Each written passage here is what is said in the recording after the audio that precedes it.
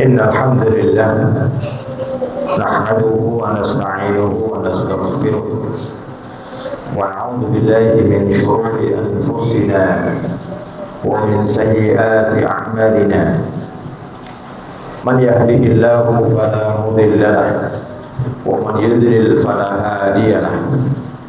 Wa asyhadu an la ilaha illallah wahdahu la syarika lahu wa asyhadu anna Muhammadan abduhu wa rasuluh.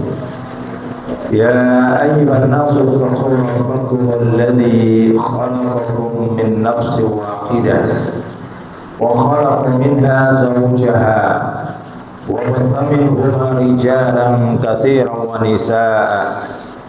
Wattaqullaha alladzi tasaaluna bihi wal arham. Innallaha kana 'alaikum raqiba. Ya ayyuhalladzina amanu ittaqullaha wa qulu qawlan sadida yuslih lakum a'malakum wa yaghfir lakum dhunubakum wa may yuti'illaha wa rasulahu faqad faza fawzan 'azima. Ya ayyuhalladzina amanu ittaqullaha haqqa tuqatih wa la tamutunna illa wa antum muslimun.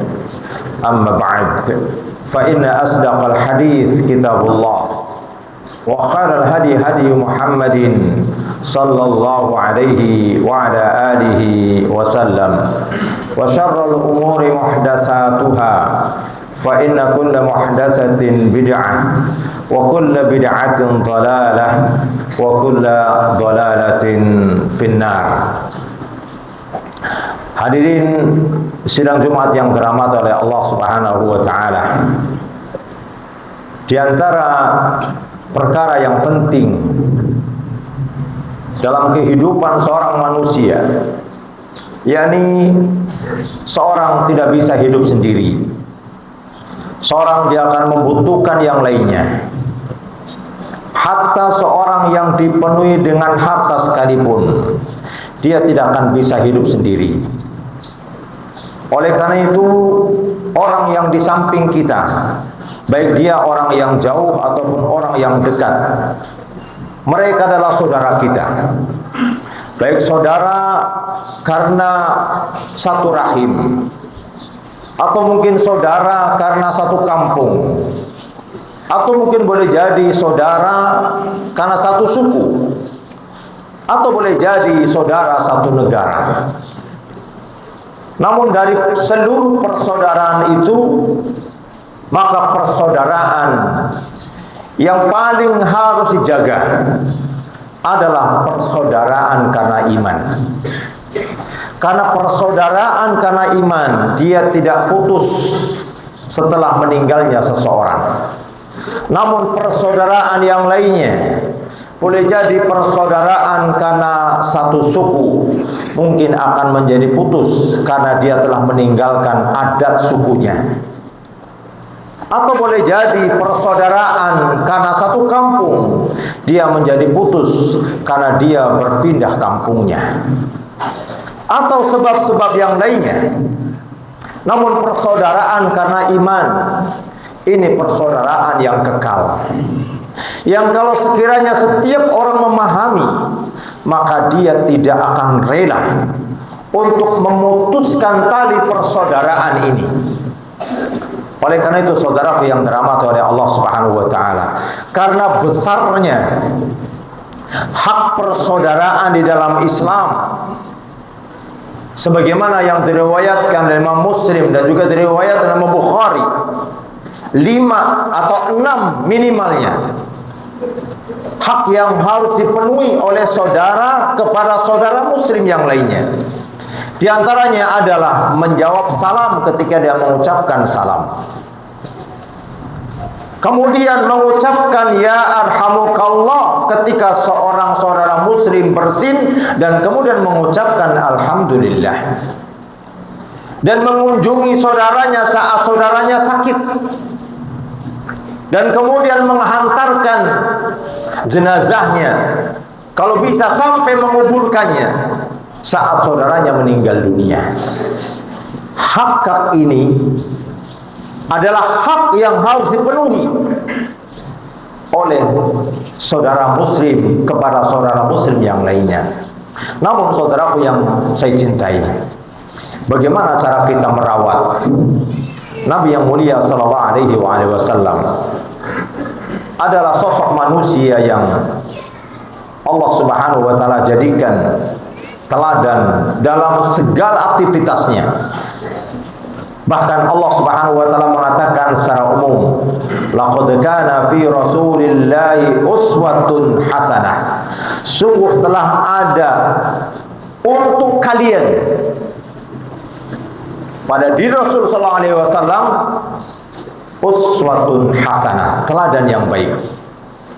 Dalam sebuah hadis datang dari Anas bin Malik, pelayan Nabi sallallahu alaihi wasallam selama 10 tahun, yang dia sendiri mengatakan tidak pernah selama 10 tahun Nabi membentakku. Tidak pernah selama 10 tahun Nabi bertanya kepadaku, kenapa kamu tidak kerjakan ini? Atau kenapa kamu kerjakan ini? Apa kata Nabi yang mulia sallallahu alaihi wasallam? Kata beliau sallallahu alaihi wasallam, untuk merawat persaudaraan, terutama persaudaraan muslim. Kata beliau, wala tabaghadu, wala tahasadu, wala tadabaru, wa kunu ibadallahi ikhwana. La yakhilu lil muslim ayyahjura akhuhu fawqa salasati ayyam. Ada 3 perkara penting dalam hadis ini. Hadis yang diriwayatkan oleh Anas bin Malik, dikeluarkan oleh Imam Bukhari dan juga oleh Imam Muslim. Kata Nabi yang mulia sallallahu alaihi wasallam, pertama, wala tabaghadu. Jangan kalian saling membenci. Saudaraku yang dirahmati oleh Allah Subhanahu wa taala, kalimat ini mudah dan kalimat ini ringkas diucapkan. Tetapi ini celah yang paling besar, di mana 2 saudara yang begitu dekat, bahkan mungkin 2 saudara bukan hanya saudara satu negara, saudara sama-sama satu rahim. Kalau dia saling membenci, maka dekatnya dia akan menjadi jauh. Bahkan mungkin pemberiannya menjadi sebuah musibah, karena dia akan menuduh bahwa pemberiannya ini jangan-jangan dia sedang meracuni. Dari mana sebabnya? Karena saling membenci. Dan kita merasakan di satu tempat di mana kita hidup, baik itu komunitas besar atau komunitas kecil, di tempat kerja atau di mana saja, ketika ada hubungan persaudaraan kemudian dibangun dengan saling benci, maka biasanya dia tidak akan terjadi hubungan yang harmonis. Mungkin dia senyum di meja makan, mungkin dia senyum di meja rapat, tapi di balik itu semuanya dia sedang mencari kesempatan kapan saya bisa mengalahkan dia, kapan saya bisa merendahkan dia, kapan saya bisa menundukkan dia, dan seterusnya. Dari mana dia?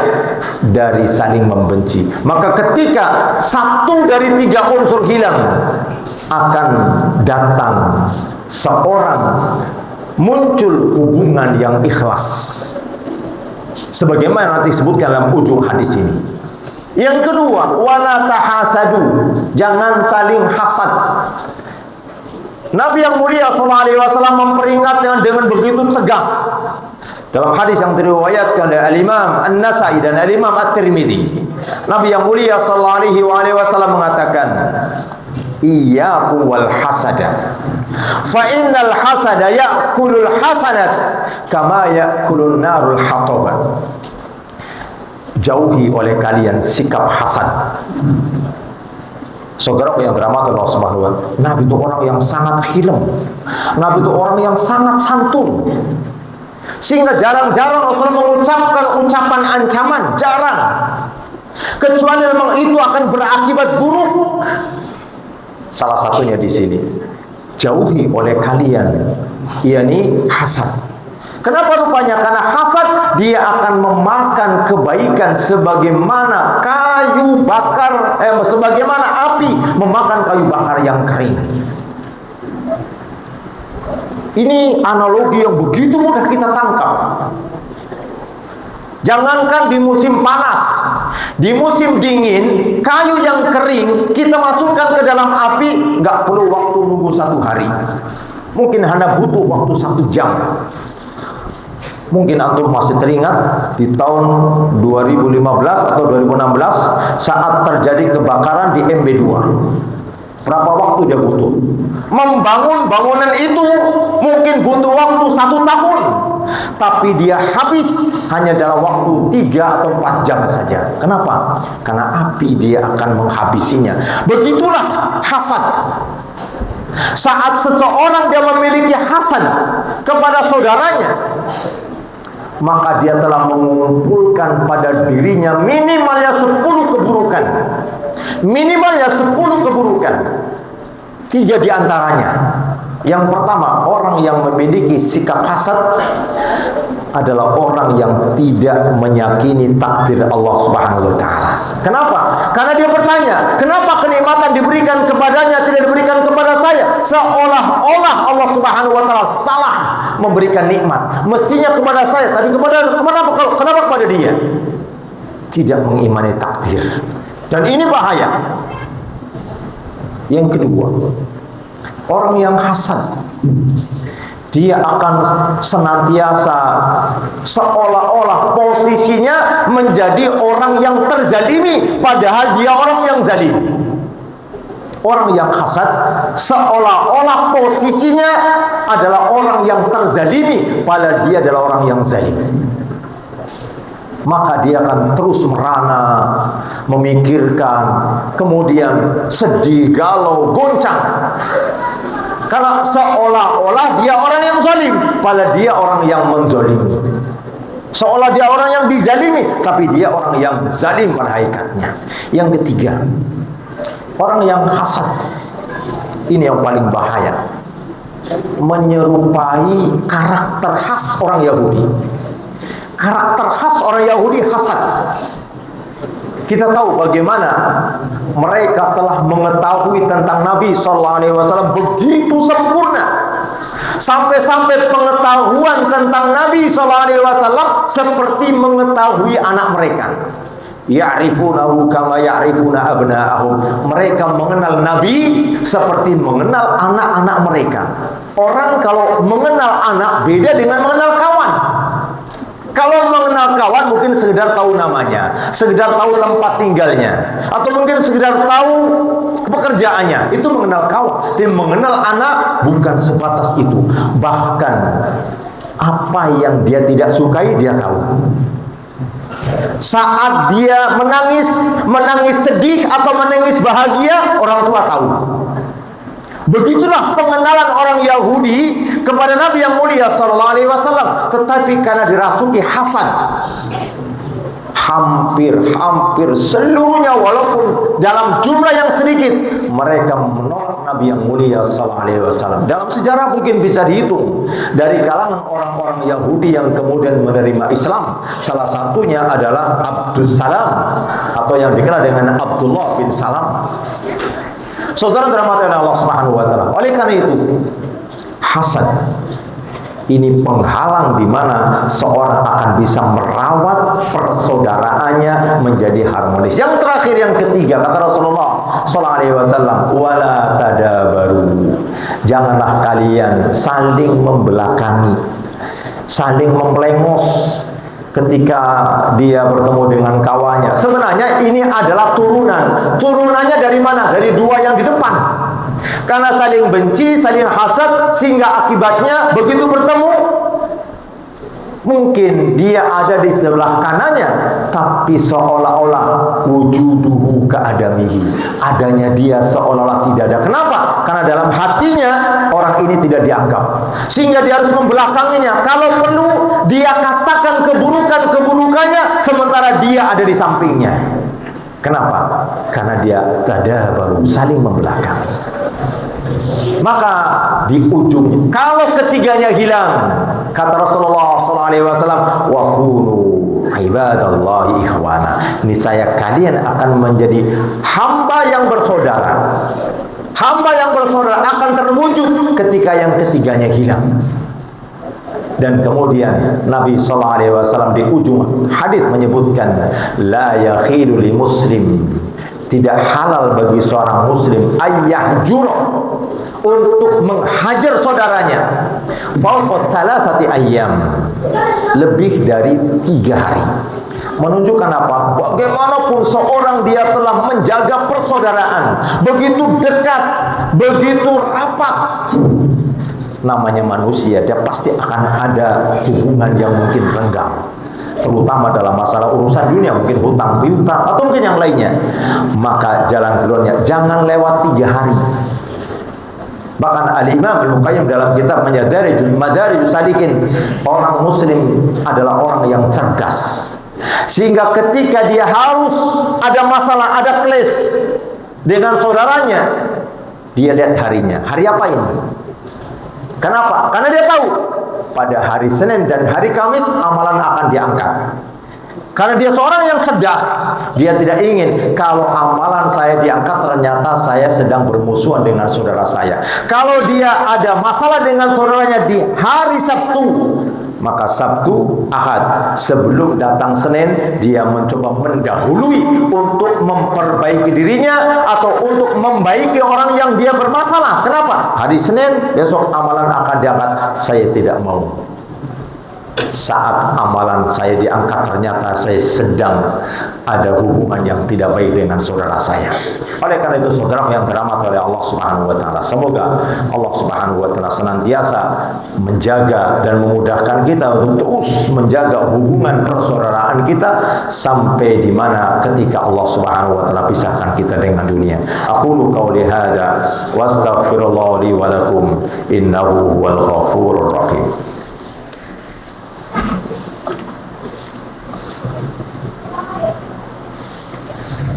Alhamdulillah alladzi arsala rasulahu bil huda wa dinil haqq liyuzhirahu 'ala dini kulli walau karihal musyrikun. Asyhadu an la ilaha illallah wahdahu la syarika lah wa asyhadu anna Muhammadan 'abduhu wa rasuluh. Amma ba'd. Hadirin sidang terhormat yang dirahmati oleh Allah Subhanahu wa taala. Tentu ketiganya bukan perkara yang mudah. Karena bersamanya ada syaitan dan iblis yang dia sama sekali tidak akan pernah istirahat. Bagaimana agar dua saudara dia akan muncul satu dari tiganya? Kalau tidak dia saling membenci, mungkin dia akan saling hasad. Kalau dia tidak saling hasad, dia akan saling membuang muka. Terus. Sementara kita minimalnya tidur dalam satu hari 8 jam. Sementara dia pemusuh kita, dia tidak akan pernah tidur. Bahkan ada kalanya berapa banyak, dan mungkin kalau kita katakan bukan berapa puluh, berapa ratus orang yang justru tertipu, tergoda, terpaling dari akidah yang benar kepada akidah yang batil gara-gara dia dalam tidurnya, karena mimpi. Oleh karena itu yang dirahmati oleh Allah Subhanahu wa taala, senantiasa kita manfaatkan waktu kita untuk belajar. 24 jam satu hari, 7 hari dalam satu pekan. Jangan sampai dalam 7 hari loss, gak ada satupun waktu kita hadir dalam majelis ilmu. Kenapa? Hati kita ini butuh, sebagaimana jasad kita ini butuh dengan santapan. Maka kalau fisik diberikan santapan dengan makanan yang bergizi, maka rohani jangan kita biarkan. Kalau kita biarkan, berarti kita telah menzolimi diri kita dengan tidak memberikan asupan yang bergizi sebagaimana kita memberikan asupan kepada jasad kita. Innallaha wa malaikatahu yusalluna 'alan nabi ya ayyuhalladzina amanu sallu 'alaihi wa sallimu taslima. Allahumma salli 'ala Muhammad wa 'ala ali Muhammad kama shallaita 'ala Ibrahim wa 'ala ali Ibrahim wa barik 'ala Muhammad wa 'ala ali Muhammad kama barakta 'ala Ibrahim wa 'ala ali Ibrahim innaka Hamidum Majid. Allahumma fil mu'minina wal mu'minat wa li jami'il muslimina wal muslimat al ahya'i minhum wal amwat. Rabbana atina fid dunya hasanah wa fil akhirati hasanah wa qina adzabannar. Aqimis shalah.